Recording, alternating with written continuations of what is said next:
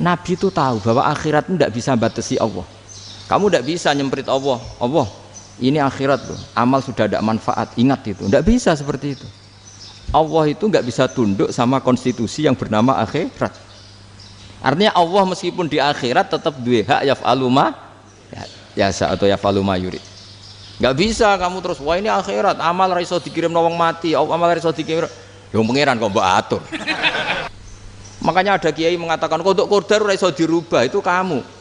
Makanya ada seorang kiai ditanya, kodok qadar ra iso dirubah sekali dicatat selesai. Jari kiai tadi, tapi nak Allah iso. Dalile apa ya huwa ma yasha wa yusbit. Nak Allah ya iso, sing ra iso kan kita.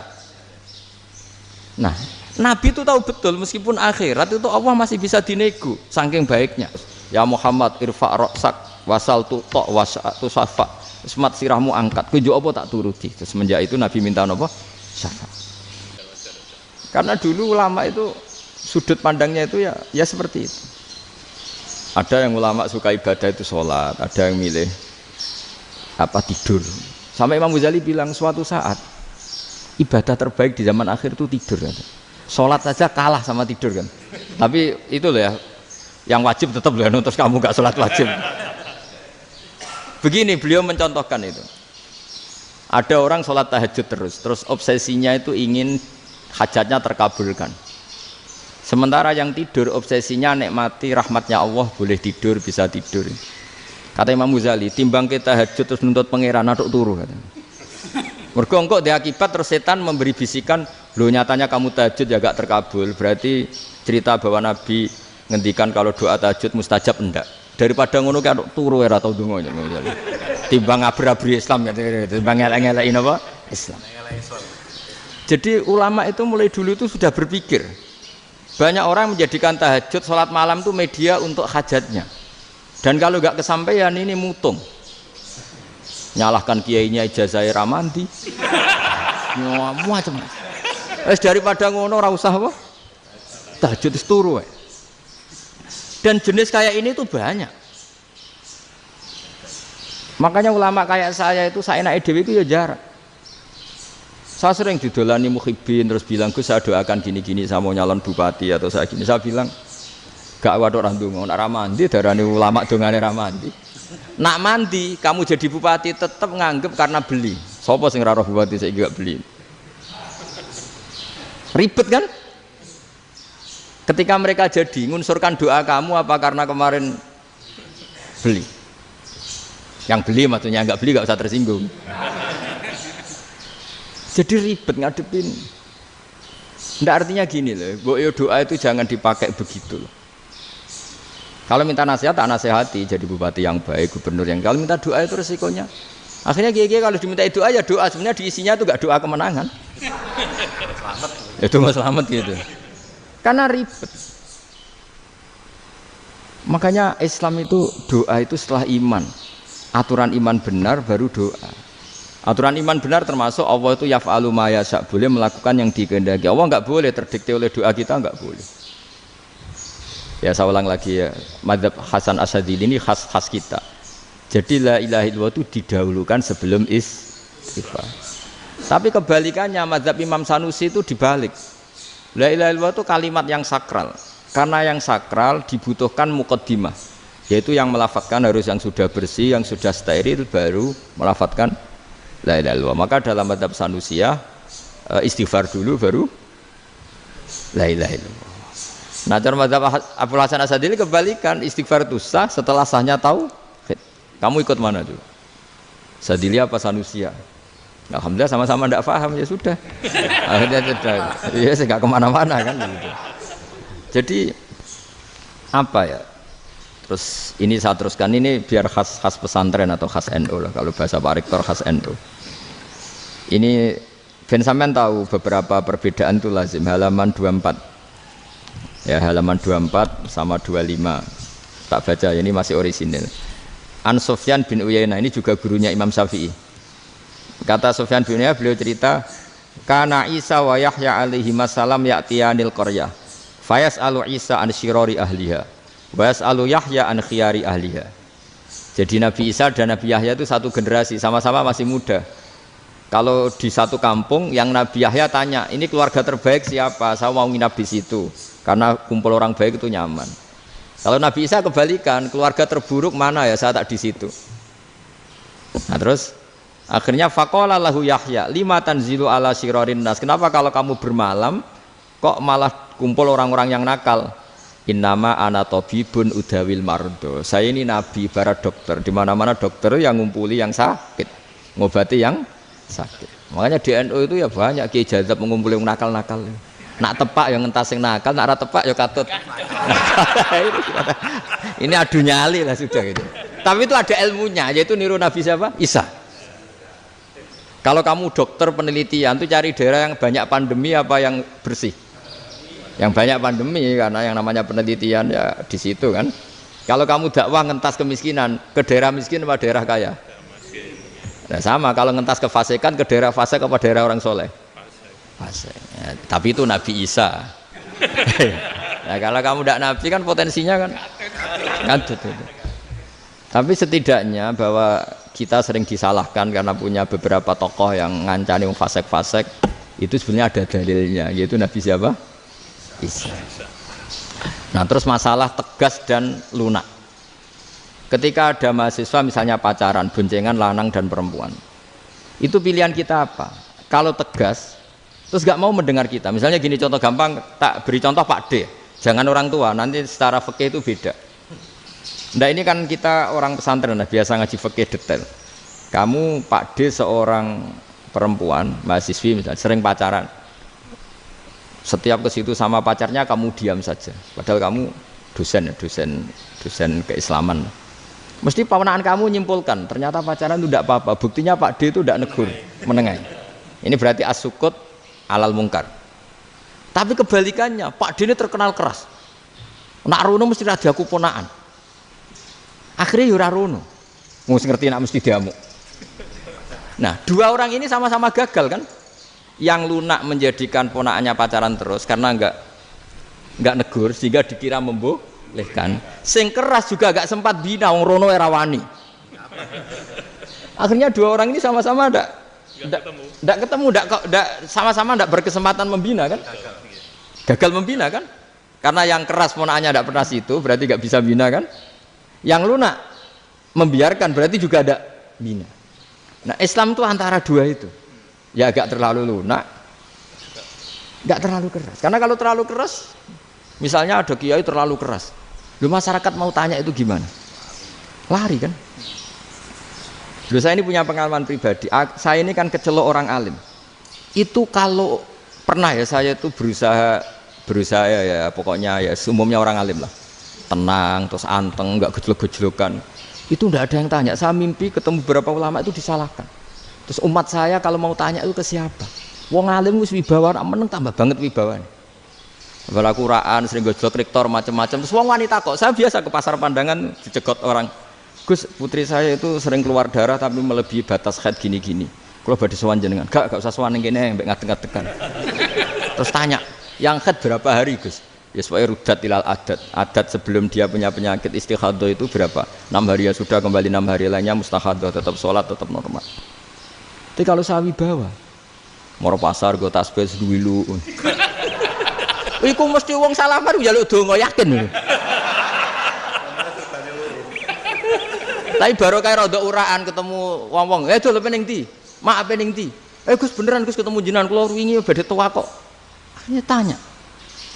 Dadi uraanku iku amdan. Lha nek sampean asli, iki asli uraan. Karena ndak uraan lah tetap ndak wibawa kan. Jadi baru kayak uraan itu ya banyak. Saya itu kalau ngantor di Jogja itu banyak orang yang tanya. Ya biasa tuh tanya macam-macam. Karena saya uraan. Ke pasar ya orang, bahkan di bis sering ketemu orang. Wah beneran Gus kalau badhe sowan jenengan badhe tanya ini. Ya sudah di sini aja.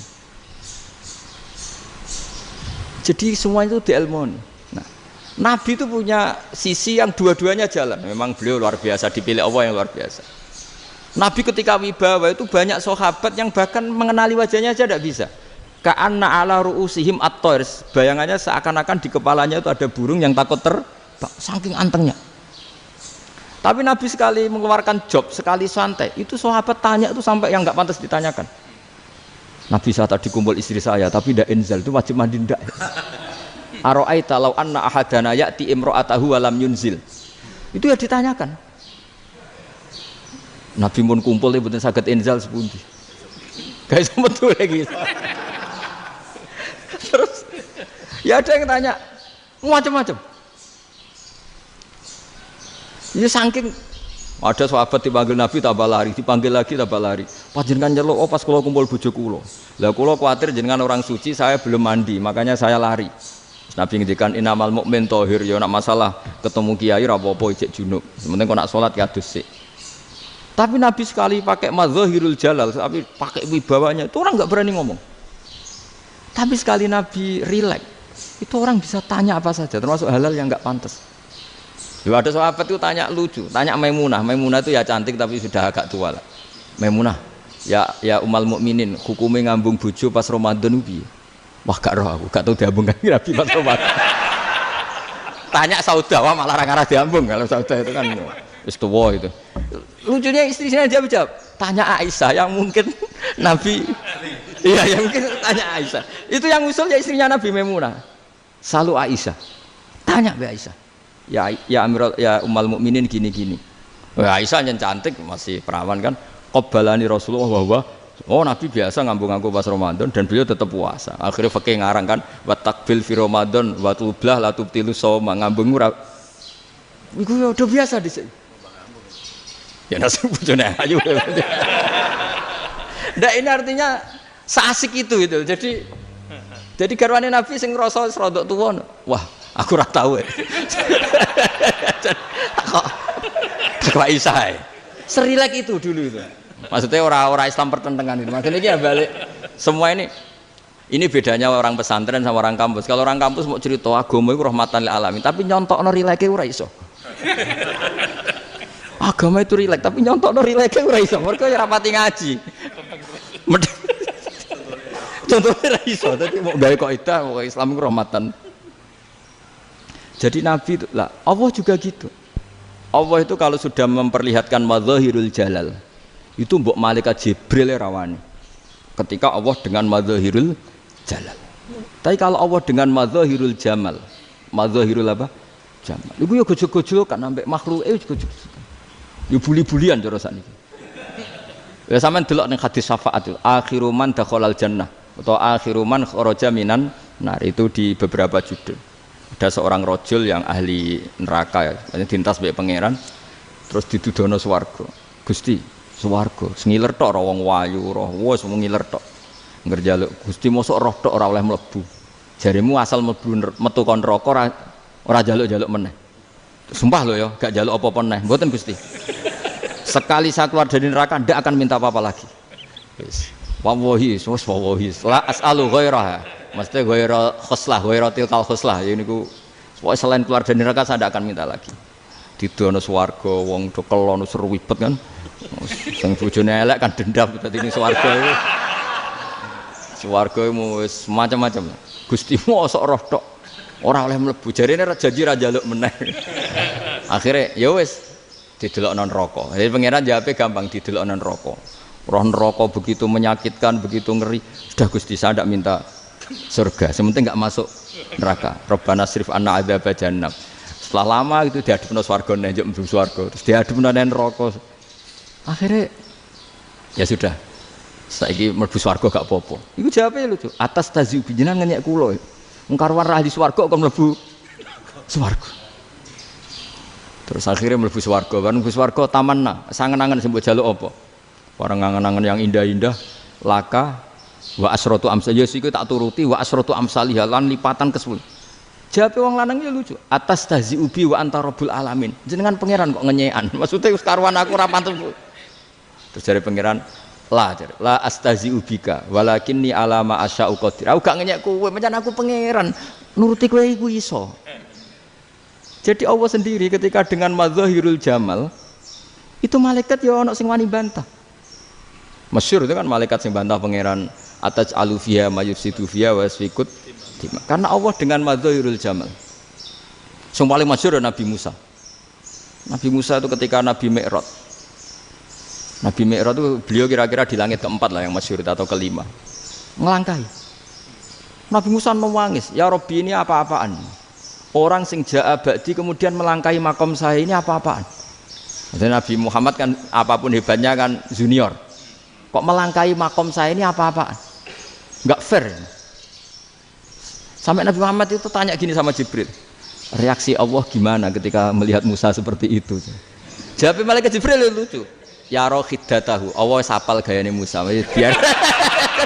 Jadi lucu. Ya dibiarin aja sama Allah. Tapi wong jenenge Nabi Musa itu kekasihnya Allah. Tetap berkah bagi kita. Betul. Ketika setelah Mi'raj diwajibkan sholat 50. Gentena Nabi Musa kelihatan nabinya. Sebenarnya Nabi Musa itu sebetulnya loh, enggak nguntungkan kita sebetulnya. Tapi yang nguntungkan. Sebenarnya enggak niat nguntungkan kita, tapi nguntungkan. Nabi Ibrahim kan di langit ke-6, keren lah. Konti jong ketemu Allah ngeten-ngeten kan sholat 50. Karena Nabi Ibrahim terkenal Nabi baik enggak bantah. Bareng Nabi Musa. Kenapa diceluk pangeran? Kula kan salat ping 50. Inna ummataka la tutiku dalik. Wah, gak kuat umatmu. Serai-rai gak umatmu ora ngarah kuat 50 rokaat. Tapi sebenarnya Nabi Musa itu niatnya bukan membela kita. Fa inna ummati la umatku sing gagah-gagah ra iso meneh umat. Berarti sebetulnya ya itu masih pakai gengsinya gitu.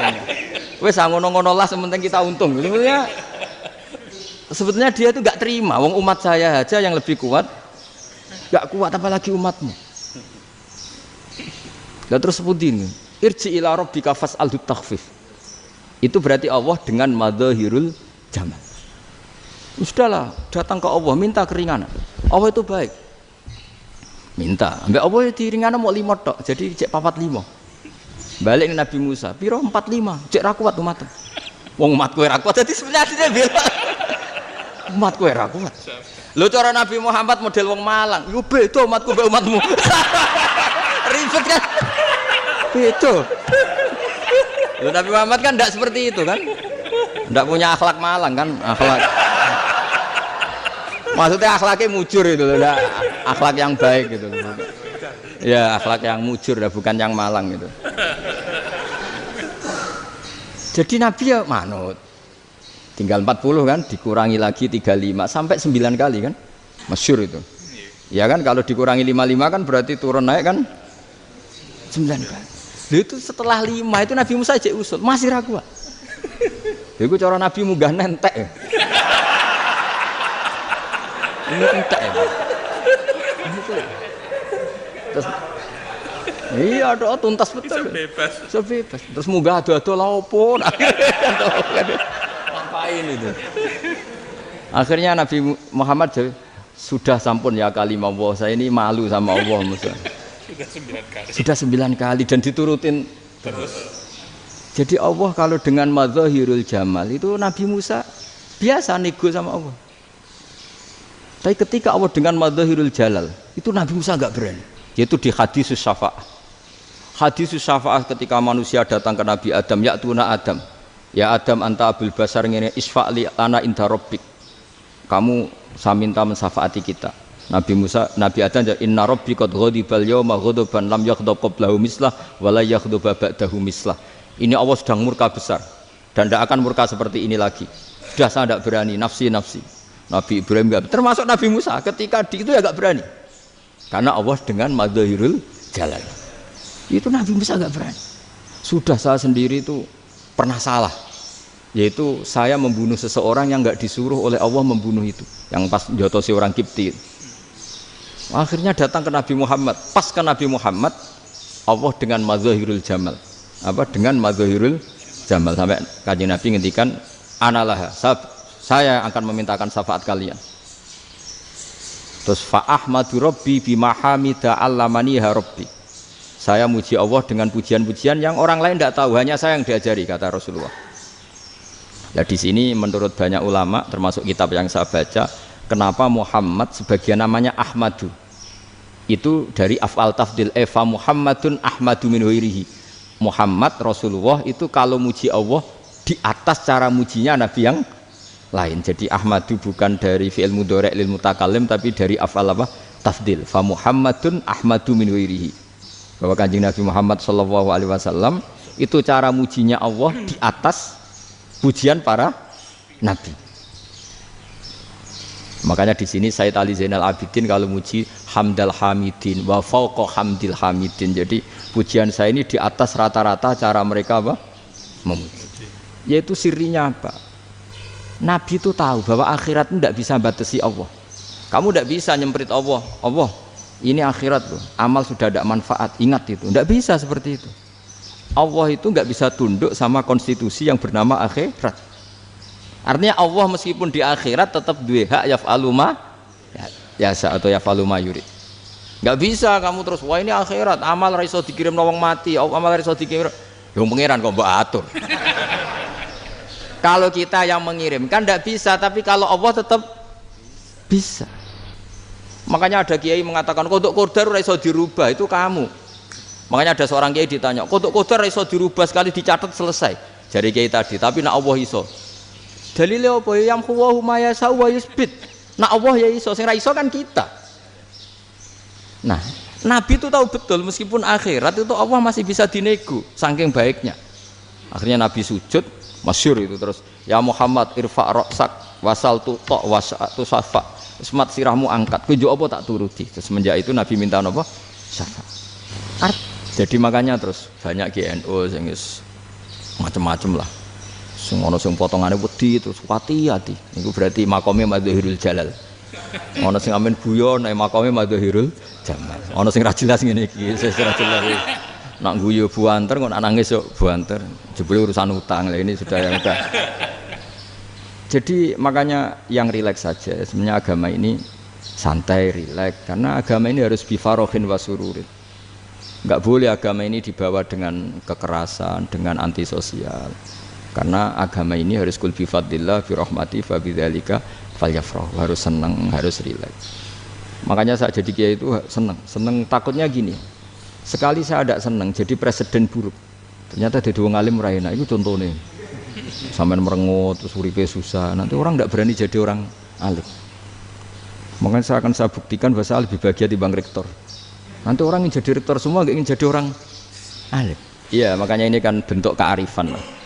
Jenengan ngakui fungsi kiai kayak saya itu bentuk kearifan. Saya juga ngakui jenengan itu butuh kearifan. Saya sering didolani KUA itu. Itu rata-rata ya didikan kiai. Kompilasi hukum Islam itu banyak ya, janda cantik. Contohnya harus cantik, kalau jelek nggak mungkin terjadi kan. Ada janda cantik kebetulan suka kawin tapi takut zina. Saya ulang lagi, suka kawin tapi takut. Itu seringnya gitu Pak Rektor. Jadi dia kawin bosen, bilang ke KUA, Pak saya sekarang mau nikah sama ini. Loh, tapi kamu mau punya suami. Ya tapi kan nggak tercatat Pak. Itu KUA-nya rata-rata itu nggak berani. Meskipun nggak tercatat, karena secara fikih meskipun nggak tercatat tetap dia seorang perempuan yang bersuami, maka nggak boleh nikah sama orang lain. Tapi secara hukum santri nggak bisa dong menikahkan perempuan sing dzati zaujin yang punya suami. Jadi ini barokahnya kerjasama yang baik. Jadi di masyarakat itu tertanam didikan kiai nggak boleh nikahkan perempuan yang bersuami. Tapi di KUA ngikuti hukum formal. Dan di Indonesia itu KUA itu rata-rata konsultasinya ya sama kiai, sehingga ya nggak berani akhirnya meskipun aku udah mlebu rokok mbak gak iso, dan itu banyak. Seorang lagi ya, makanya ini kan pesantren itu nggak boleh mati. Orang kiai-kiai kayak saya nggak jelas-jelas itu harus lebih jelas lagi, karena ini yang on time, yang online, yang siapa saja bisa tanya. Saya itu SMS saya itu nggak punya HP WA, HP jadul itu SMS-nya tiap hari tak berapa, orang yang tanya dari Kalimantan, dari Aceh. Gus di kampung saya ada masjid 2 itu yang sama, ada yang dari orang perkotaan, Gus di perumahan baru ada masjid, yang Jumatan baru orang 12, sah enggak? Ya langsung saya jawab, sah, dalilnya ini. Ya sudah, nah, tapi kata Imam Syafi'i gini harus orang 40, itu madzhab Syafi'i, dalam madzhab yang lain gini-gini. Itu kalau tanya rektor itu kan ribet, masuk ajudan dulu, asisten dulu, panjang.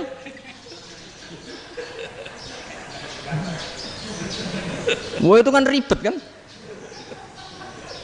manggil dosen dekan VAI dipanggil, dekan VAI nggak mau langsung jawab, cari dosen yang nekuni itu. Usul fikih saya nekuni itu baru seminar, nunggu dulu mbak ini orangnya baru. Kok panjang kan, bisa tutup Islam kalau kesuwen. Coba kalau tanya kiai kan enggak ketemu di jalan. Dulu Mbah Zubair kata Mbah Mun, saya termasuk santri yang diapresiasi Mbah Mun. Dhisik Mbah Zubair yang ngono, anak nong takok pesuan gak oleh. Gak takok ning kene. Jangan biasa ditanya orang ngadeg-adegan. Ya alhamdulillah ilmunya cukup, kalau gak cukup ya kok sik. Jadi sebetulnya orang sopan itu ya agak-agak ada yang ditutupi sebetulnya. Mboten prayogi teng dalan nginjang mawon matur. Ya sebetulnya sebenarnya memang ilmunya agak cukup gitu. Tapi itu sebenarnya secara fikih itu haram, menunda itu haram. Ya haram tuh, coba bayangkan ya, kalau tanyanya sekarang, Gus saya ini sudah keluar darah 1 bulan penuh, padahal normalnya hanya 6 hari. Saya nanti sholat enggak? Kalau nginjang mawon dugi kula, berarti kan hari ini belum ada keputusan. Sholat apa enggak kan? Tapi karena modus tadi, boten prayogi nggih ngendikan ngoten teng dalan nginjang tengen kula. Itu kemungkinannya 2, sopan atau goblok, itu saja. Kayaknya kalau sopan enggak lah. Kayaknya enggak lah kata. Karena secara fikih itu jelas haram. Bagaimana mungkin sesuatu yang harus dipraktekkan nanti duhur dijawab besok, berarti duhur, asar sampai subuh belum ada jawaban, berarti enggak ada sholat kan? Ya, makanya dibutuhkan orang-orang alim yang kultural seperti ini, dan NU menghormati kultural. Tapi Mbah Mun juga sangat menghormati Islam formal, karena tadi produk-produk formal itu bisa dilembagakan oleh negara, dan itu kita ikut untung. Makanya Mbah Mun itu kalau punya tamu KUA, punya tamu polisi sampai pejabat itu. Kenapa saya contohkan KUA? Supaya jangan kira seperti pendapat orang-orang hasud, wah mesti aja disolani presiden seneng, menteri seneng. Enggak juga. Sebenarnya semua kiai itu mulai KUA sampai polisi, polsek, polres itu seneng semua. Karena sama-sama diajak mengawal bangsa ini, diajak mengayomi semua masyarakat. Tapi kadang-kadang masyarakat ngeritiknya, jenenge kiai disolani menteri ya seneng presiden. Padahal yang sowan kiai itu ya mulai KUA, Kapolsek, kepala desa, RT, mudin. Itu mudin kalau tanya ya lucu-lucu. Gus kalau nate nyembelih pitik kemanian, pitike go gedhe man. Akhirnya wis ngerti nak kemanian langsung tak sembelih meneh. Terusane ku sah ta ora. Ribet. Ya tak jawab, lah pitike pas iku jek urip ta ora? Terus urip Gus. Wis sah cara madzhab Malik kerja urip. Karena itu ada perdebatan antara madzhab Malik dan madzhab Syafi'i. Nah, cara Imam Syafi'i itu agak ketat. Hewan yang punya kehidupan sudah mutharibah, misalnya ayam jago, contohnya harus jago, karena kalau ayam kecil diikhlaskan haram. Jadi yang cilik wae kan gitu. Fikih itu ya, fikihnya orang Indonesia itu pecundang. Kalau ayam kecil nggak ditanyakan, matek ra wis. Kalau jago ditabrak truk kejet-kejet. Andai kan nggak disembelih pun mesti mati. Itu cara madzhab Syafi'i itu haram. Karena penyembelihan ini tidak menjadi penyebab kematian, tapi memang karena kecelakaan tadi. Tapi cara madzhab Imam Malik enggak. Andai kan nggak disembelih, matinya kan 2 menit lagi atau 1 menit lagi. Andai kan nggak disembelih. Berarti mati sekarang itu bawaan pisau apa bawaan kecelakaan? Ya sudah halal gitu. Nah akhirnya ya saya bilang ya sudahlah kita semuanya mati. Jadi cara debat, cara Imam Syafi'i enggak, cara berpikir itu sudah tidak kehidupan yang normal. Yang dimana-mana penyembelihan itu mematikan yang hidup normal. Jadi agak ketat. Sehingga dalam contoh kemanian, kalau dalam bahasa Jawa nyembelih agak sempurna terus pesonya jatuh atau apa itu, kalau pakai madzhab Syafi'i agak kesulitan. Jadi kalau madzhab Malik asal diselesaikan secara fauron, dan juga sebagian madzhab Syafi'i itu halal. Nah orang mesti tanya gitu, Gus, wedhusku tabrak truk, eman Gus kejet-kejet. Tapi nak pitik cilik ra ditakokno. Makanya termasuk kritiknya Mbah Mun, tapi ini madzhabnya Mbah Mun ya, kamu boleh ikut boleh ndak, karena ini urusan ndak penting. Dewe wong-wong lucu, nak ditakoki yuyu muni haram mergo amfibi. Yuyu ngerti sampean? Yuyu nggih. Tapi nak ditakoki kepiting muni halal. Mergo nak yuyu haram gak eman, nak kepiting eman. Padahal alasannya coba, kenapa yuyu haram? Karena amfibi kan, bisa di air. Pertanyaannya, kepiting seperti itu ndak? Nah, tapi kepiting kalau haram kan eman. Karena besar kan. Kalau yuyu silahkan haram kan gitu. Artinya apa? Fikih kita ya agak-agak pecundang gitu, agak-agak Pertimbangan. Iya, ini lucu kan? Kualitatif. Coba alasannya yuyu haram karena apa? Amfibi kan? Hidup dua alam. Pertanyaannya kepiting seperti itu enggak? Iya, kenapa kalau orang tanya, yuyu haram apa halal? Rata-rata jawab haram. Tapi kalau kepiting mulai khilaf. Loh mestinya kan sama kan? Nah itu Karena unsur imannya. iya tadi. Saya juga sering melihat tonggo-tonggo itu. Ayam cuwilik sakmene ketabrak truk, enggak ada yang tanya. Tapi saya pernah jalan-jalan di Narukan sini. Ono jago ketabrak, sing duwe langsung marani kula pas saya naik motor. Gus ini halal apa haram? Nak langsung kula sebelah halal apa haram? Wis kanggo kowe halal ya halal. Karena saya tahu tak jawab haram mesti kecewa itu. Aduh. Akhirnya kiai ini beratnya kan. Ya akhirnya ya saya setelah itu mate Imam Syafi'i ngapunten umat kula tuh. Umat kula nu ora siap mangke madhabe jenengan tuh ndak siap. Iya kan akhirnya pakai madhabnya Imam Malik tadi. Ya tak Fatihah Imam Syafi'i ini mboten niat nglawan jenengan. Tapi ngobati tiang eman.